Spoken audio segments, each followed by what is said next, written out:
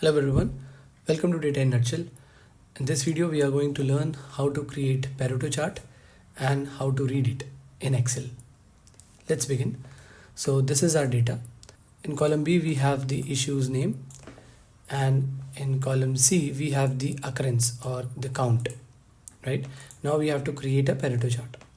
So first thing you have to do is you have to make sure that from column C this entire data is sorted in descending order. Now once you are done with this, then you will create cumulative column in which you are going to do this equals to, so in this cell it is equals to C3, and in the below cell enter equals to then 95 plus this. Once it is done, now you have to drag it.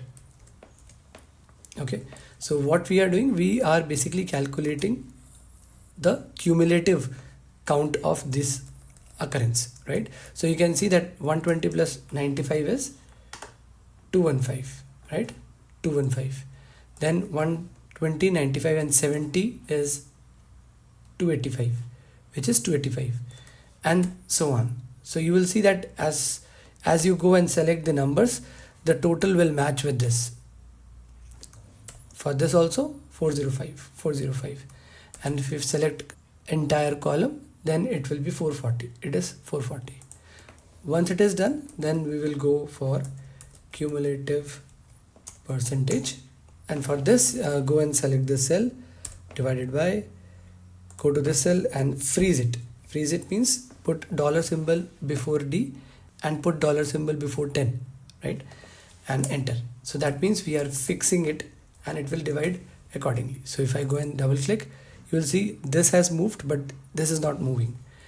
For this also, for this also. So we have basically fixed the denominator. Okay, now we have it.